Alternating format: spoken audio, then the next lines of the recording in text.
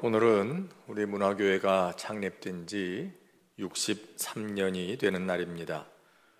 50주년 지낸 지가 엊그제 같은데 벌써 70주년을 불과 7년을 앞두고 있습니다. 오늘이 창립주일인 만큼 몇 장의 오랜 사진들을 좀 보면서 교회의 지난 날들을 잠깐 한번 살펴보는 그런 시간을 가져보려고 합니다. 문화교회는 여러분들이 주보에서 보시는 것처럼 1961년 4월 2일에 시작이 됐습니다. 그날은 그해 부활주일이었습니다. 아직 예배 처소가 없던 때라 버티고개에 모여서 예배를 드렸습니다. 얼마 전까지도 한남동 가는 길목에 그쪽에 보면 미군 종교 휴양소가 있었죠. 그곳이 그 건물이 있던 자리였다고 합니다. 그날 정오에 부활절 예배를 드렸는데 당시 교회 일지를 보면 남자가 48명, 여자가 157명, 총 205명이 예배를 드린 것으로 되어 있습니다. 참 옛날 일지죠?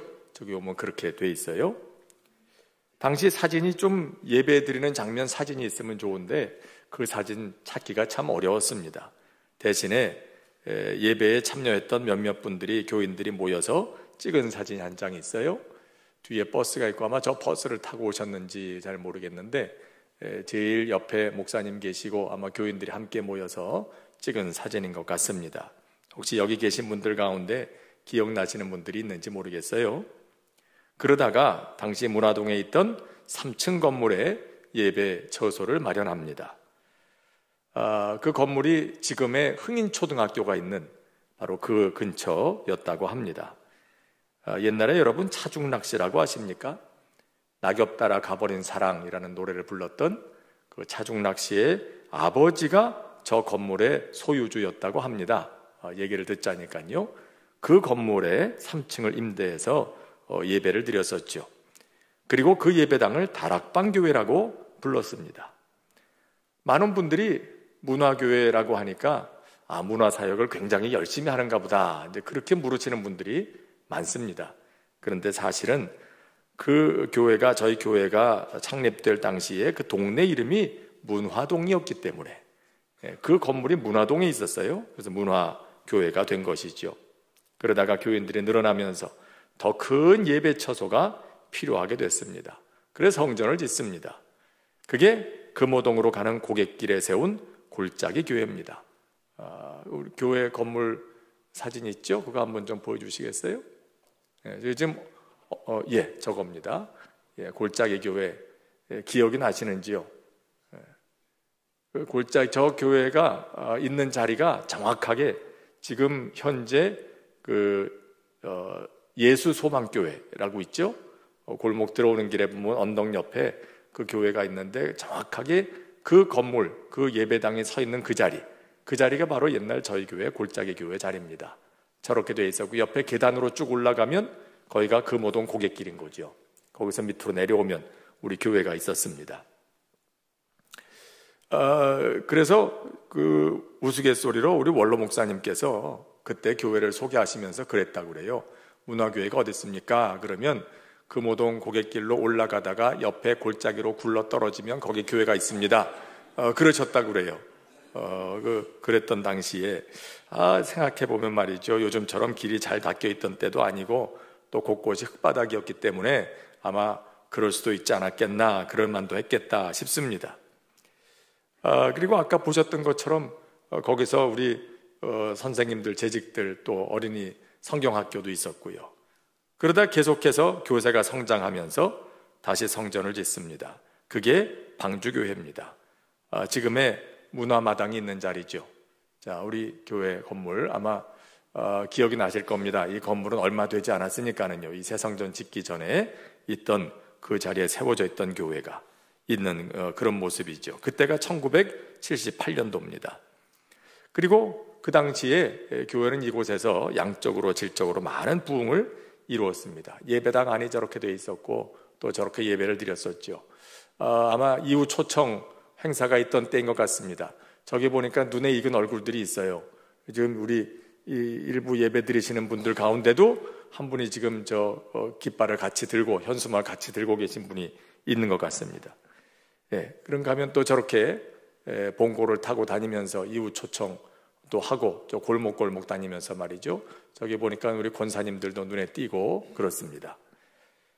여러분, 저희 교회 이러면서 우리 예배당 건물이 좀 노후됐죠. 그러면서 새로운 환경이 필요하게 됨에 따라서 우리는 새 성전을 짓게 됩니다. 그게 2009년도입니다. 지금에 있는 이 성전을 새로 짓고 그리고 2009년 6월 28일 입당해서 오늘까지 이르고 있습니다. 입당 예배드리던 바로 그 장면이죠. 예배드리던 장면 지금 저렇게 나오고 있습니다. 자, 저희 교회 역사 예배당을 중심으로 간략하게 살펴봤습니다. 63년의 스토리들을 훨씬 더 많은 사진들도 있지만 그거 다 볼 수는 없지 않습니까? 장소와 환경, 당시 문화와 또 역사적인 여건들은 계속해서 바뀌었지만은 그 가운데 변함없이 계속되어 왔던 그런 것이 있습니다. 그것은 바로 문화교회라는 정체성과 교회에 주어진 사명, 곧 복음을 전하는 일이었습니다. 지도를 펼쳐놓고 보면은요, 인근 지역에 비슷한 규모의 교회들이 유독 많은 것을 볼 수가 있습니다. 이 지역이 특별히 또 그렇습니다. 그런데 당시 이 지역 상황을 보면 그랬어야만 했을 것이다 라는 생각이 들기도 합니다. 신당동은 지금 새신자, 집당자, 그래서 신당동이라고 쓰지만은 옛날에는 그 새신자가 아니라 귀신신자를 썼습니다. 귀신신 집당, 무당집, 신당이 많아서 신당동이라고 불렸던 거죠. 지금 광희문, 옛날에는 성전, 이 성문 안에서 사람이 죽으면 장례를 지내기 위해서 장례 행렬이 지나가는 문이었습니다. 그래서 이 문을 시구문이라고도 불렀어요. 시구문, 시체, 시자에다가 몸구자 혹은 입구자 이렇게 써가지고 시구문이라고 불렀습니다. 시체를 내가는 문이라는 거죠. 그래서 이 주변에 공동묘지가 많았습니다. 광해문이라는 말의 뜻이 세상에 빛을 널리 비춘다, 그런 뜻을 가지고 있는데 사실 이곳에서는 언제나 장례 행렬의 통곡 소리가 끊어지질 않아서 통곡문이라고 불렀다고도 합니다. 그래서인지 신당이 또 그렇게 많았죠. 그러니 이곳에 교회가 더 필요했던 겁니다. 죽음의 그림자, 사람들의 아픔과 눈물이 있는 곳, 위로와 생명의 역사가 필요한 곳, 가난하고 소외된 사람들이 모여 살던 곳, 악한 영의 권세가 물러가고 세상을 치유하시는 성령님의 역사가 필요했던 곳, 그곳이 바로 이 신당동 지역이었습니다. 지금 우리 교회가 세워져 있는 이 자리에도요, 새성전 세워지기 전에 보살집이 있었습니다. 여러분 기억하시는 분들이 있을 겁니다. 그래서 우리 열심히 기도했습니다.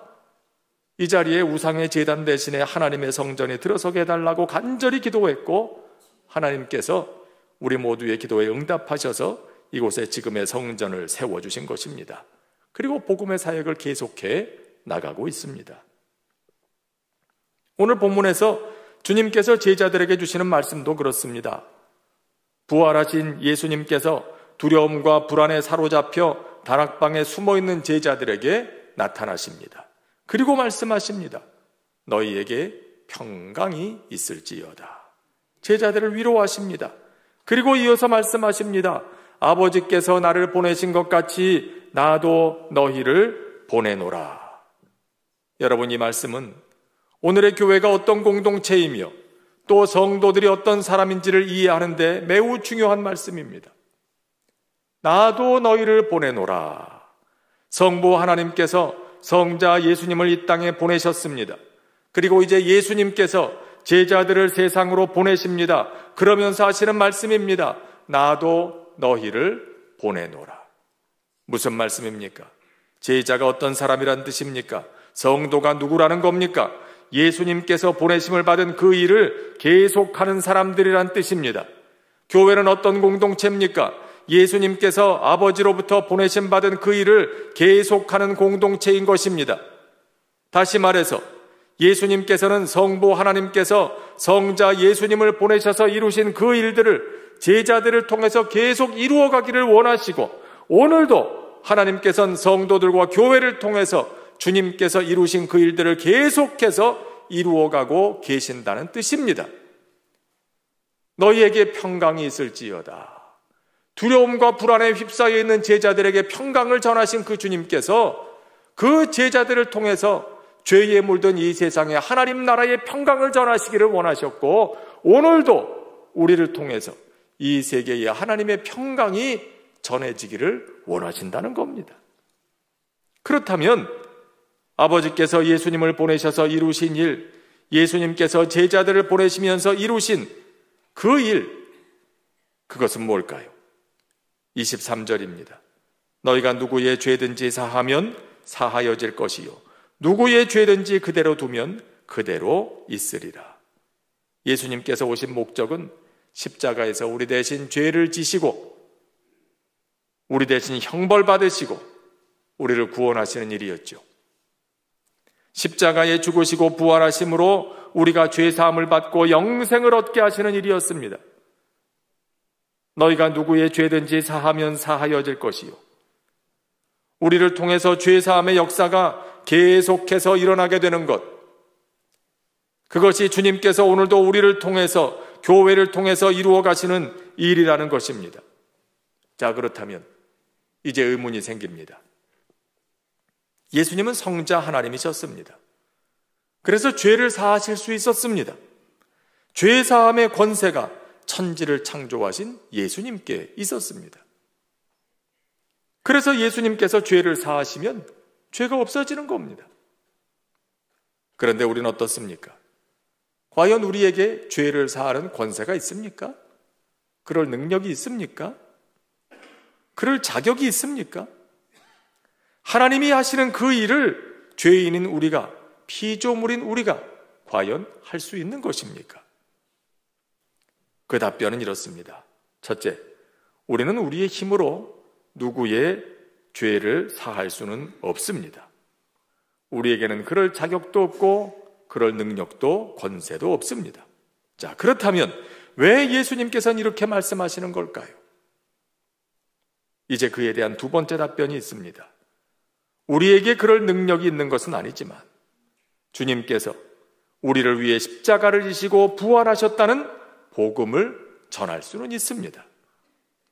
그렇게 복음을 전하고 누군가 그 복음을 받아들인다면 바로 거기서 죄사함의 능력이 역사하겠다는 것입니다.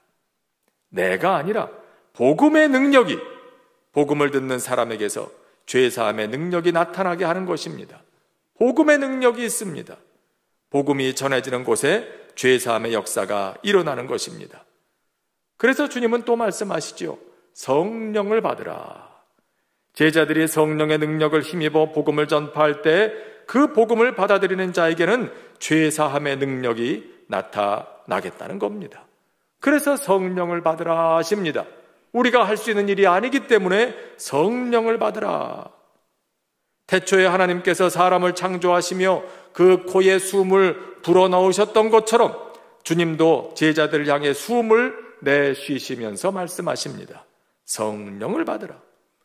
죄사함의 역사는 내가 하는 것이 아니라 성령님이 하시는 일이기 때문이라는 겁니다. 오늘도 성도들과 교회들을 통해서 하나님께서 이루시는 일도 그렇습니다. 우리가 복음을 전하면 성령께서 역사하셔서 죄사함의 은혜가 그에게 전달되도록 하십니다. 내가 하는 것이 아니라 성령님께서 하십니다. 우리는 성령님의 능력을 의지하면서 그를 위해 기도하면서 하나님이 주시는 지혜와 능력을 구하면서 그렇게 복음을 전달하고 또 그렇게 하면 성령님께서 듣는 사람, 그 복음을 믿는 사람에게 역사하셔서 죄 사함의 능력이 나타나게 하십니다. 하나님께서는 그런 방식으로 예수님을 보내셔서 하신 그 일, 예수님께서 제자들을 보내셔서 이루신 그 일, 오늘도 우리를 통해서 계속해서 이루어가고 계십니다. 하나님의 뜻은 옛날이나 지금이나 동일합니다. 하나님께서 창조하신 이 세계와 우리가 하나님이 주시는 복을 누리는 것입니다. 생육하고 번성하라 하시지요. 그리고 주님 말씀하십니다. 내가 온 것은 양으로 생명을 얻게 하고 더 풍성히 얻게 하려는 것이다. 태초에 사람을 창조하신 목적도 거기에 있지 않습니까? 하나님이 창조하신 세계를 복되게 하는 것입니다. 어떻게 죄로 물든 이 세계가 다시 하나님이 주시는 복을 풍성하게 누리게 되겠습니까? 복음을 듣고 하나님과 우리 사이를 가로막고 있는 죄의 문제를 해결하고 다시 하나님의 뜻을 따라 살아가는 삶을 회복하는 것입니다. 죄사함의 문제를 이야기하면 어떻게 보면 오늘의 세계와는 조금 동떨어진 얘기를 하는 것처럼 느끼시는 분들도 있을지 모릅니다. 하지만 아닙니다. 오늘의 세계에 일어나고 있는 모든 일은 죄와 깊이 연결되어 있습니다. 하나님과의 관계, 오늘 이 세계에서 일어나고 있는 모든 일들은 알고 보면 다 이 하나님과의 관계에서 시작이 되는 겁니다. 다 영적인 문제입니다. 그러고 보면 세상적인 문제가 따로 있고 영적인 문제가 따로 있는 게 아니에요. 하나님께서 예레미야 선지자에게 말씀하십니다. 그러나 그날 후에 내가 이스라엘 집과 맺을 언약은 이러하니 곧 내가 나의 법을 그들의 속에 두며 그들의 마음에 기록하여 나는 그들의 하나님이 되고 그들은 내 백성이 될 것이라. 여호와의 말씀이니라. 하나님께서는 하나님의 법, 하나님의 말씀이 우리 안에 있기를 원하셨습니다. 억지로 누군가 옆에서 시켜서 하는 게 아니라 우리 한 사람 한 사람 마음속에 하나님의 법이 딱 자리 잡고 있어서 자원해서 스스로 누구나 하나님의 뜻을 따라 살게 되는 것입니다. 자, 그렇게만 된다면, 그렇게만 살아갈 수 있다면 이 세상에 무슨 문제가 있겠습니까? 그야말로 천국이 이루어지는 것이죠. 그게 하나님이 원하시는 세상이었습니다. 그런데 어떻습니까? 죄가 인류 역사에 들어온 후에 사람들의 마음에는 하나님의 법, 하나님의 말씀이 있는 것이 아니라 죄가 주는 욕망이 있습니다. 죄로 물든 세상의 소리로 가득 차 있습니다. 거기서부터 오늘 이 세계에 일어나는 여러 가지 모든 문제가 시작되는 것입니다. 좋은 일은 점점 더 많아지고 부흥해야 하지만 부흥해서는 안 되는 게 있습니다. 그 가운데 하나가 교도소입니다. 여러분, 교도소가 부흥되면 되겠습니까? 교도소가 부흥됐다, 할렐루야, 그러면 되겠습니까? 그건 안 될 일입니다. 죄 짓는 사람들이 없어서 교도소가 텅텅 비어야 됩니다. 그래서 결국 교도소가 문을 닫는 세상이 되어야 합니다. 경찰이 있어서 치안이 유지되지만 사실 생각해보면 경찰이 왜 필요합니까? 법을 어기는 사람, 죄를 짓고 사람들과 세계에 피해를 주는 사람들이 있으니까 또 경찰이 있는 거 아닙니까?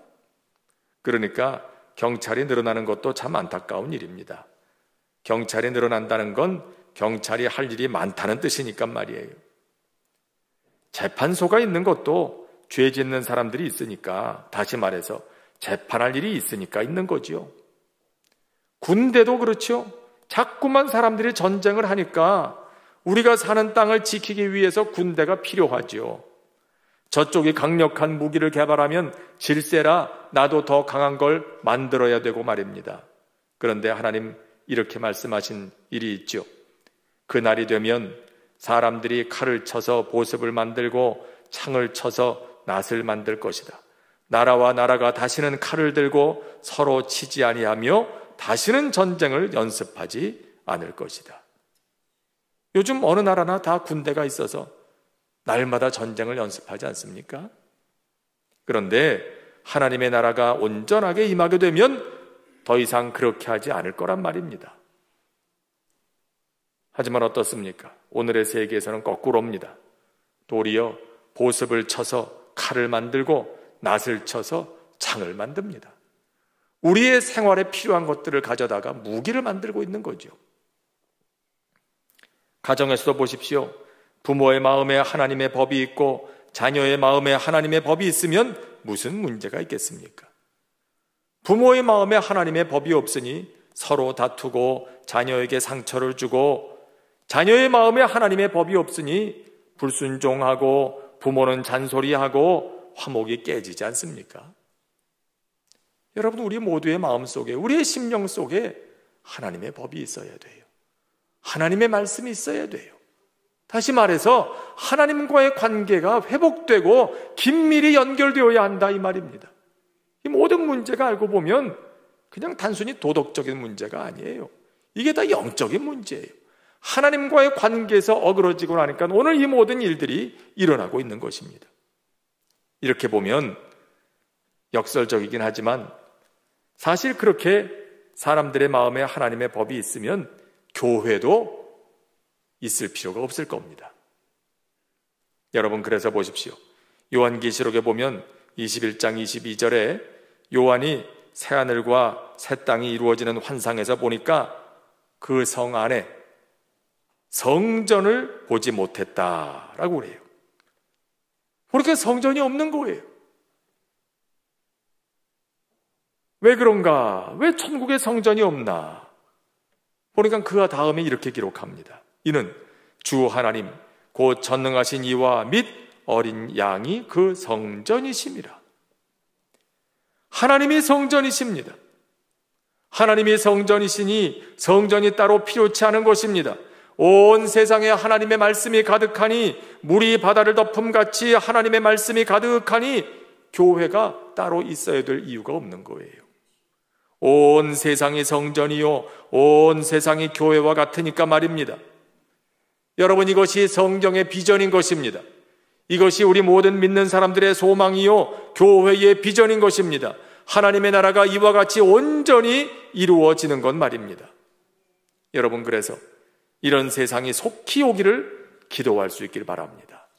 이게 주님께서 교회에 주신 사명이에요. 그렇기 때문에 오늘 우린 적어도 다음에 두 가지를 늘 생각하며 살 수 있어야 합니다. 첫째, 나의 삶, 내가 하는 일이 이 세계가 하나님이 주시는 복을 누리게 하는 것인가? 죄로 물든 본성, 그리고 이 세상은 나만 잘 되면 돼, 나만 행복하면 돼 라고 말합니다. 하지만 하나님께서는 나를 통해서 이 세계도 잘 되고 복을 누릴 수 있어야 한다고 하십니다. 그래서 우리는 늘 나의 사명이 무엇인가 그걸 생각해야 되는 거죠. 그럴 때 나도 잘 될 수 있는 겁니다. 내가 하는 일을 계획할 때도, 직업을 선택할 때도, 내가 지금 하고 있는 일을 평가해 볼 때도 이걸 생각하면 좋을 것 같습니다. 나를 통해서 이 세계 그리고 사람들이 유익을 얻을 수 있는가? 또 그렇게 되고 있는가? 이 세계가 더 복된 곳이 되고 사람들이 더 행복해질 수 있는가? 이게 첫 번째 우리가 물으며 살아야 할 질문이고요. 둘째는 이것입니다.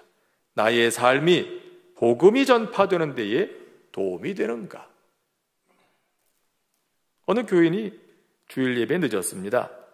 그래서 택시를 잡아 타고 오는데 교회가 복잡한 골목 저 한참 들어가서 있습니다. 다른 때 같으면 큰 길에서 내려서 걸어올 텐데 그날따라 늦어가지고요, 기사에게 교회 문 앞까지 꼭 같이 가달라고 했습니다. 그리고 택시에서 내리는데 왠지 기사의 표정이 편치 않더랍니다. 복잡한 골목을 비집고 운전하느라고 힘이 들었던 거죠. 그래서 죄송하다고 인사하고 내렸습니다. 그리고 교회로 들어오는데 아차 싶더랍니다. 내가 다음에 저 기사분을 또 만나면 예수 믿으라고 할 수 있을까? 내가 하는 말을 듣고 저분이 나도 예수 믿겠소 그럴까? 자신이 없더라는 겁니다. 그래서 이분이 기왕 늦은 거 그냥 큰 길에서 내릴 걸, 요금은 더 드리지 못할 망정 내가 불편을 끼쳤구나, 그런 생각이 들었다고 그래요. 여러분, 그래도 미리미리 준비해서 예배에는 늦지 말아야 됩니다. 그렇죠? 사실 알고 보면 이분도 예배 늦은 것부터, 집에서 늦게 나온 것부터 사실은 일이 시작이 된 거예요. 대통령을 만난다고 해도, 귀한 분을 만난다고 해도 우리는 시간을 딱딱 지키는데 하물며 하나님 앞에 나오는 그 예배를 드린다 할 때는 더더욱 마찬가지겠죠. 요즘 선거한다고 한참 분위기가 뜨거운데 말이에요. 가끔 안타까운 마음이 들 때가 있어요. 후보들끼리 서로 상대방 깎아내리면서 자기를 뽑아달라고 하는데 선거 끝나고 상대방에게 예수 믿으라고 하면 그러겠다고 할까? 그런 생각이 딱 드는 거예요. 상대 후보가 나에게 전도하면 나도 예수 믿겠소? 그럴 수 있을까? 참 안타깝더라고요. 여러분, 죄사함을 얻게 하는 복음을 전하는 사명이 있다고 해서 다 전도사가 되고 목사, 선교사 되라는 건 아니죠. 하지만 직접 전하든지 아니면 적어도 우리의 삶이 복음이 전해지는데 도움이 되는 삶을 살 수 있어야 됩니다. 그럴 때 누군가 나를 통해서 죄사함을 얻고 영생을 얻게 되기 때문입니다. 바로 그 일을 위해서 오늘도 주님께서는 우리를 세상으로 보내시는 줄로 믿습니다. 그래서 우리는 늘 누구를 만나든지 내가 언젠가는 저 사람에게 복음을 전하게 될지도 모른다 생각하고 말하고 행동해야 됩니다.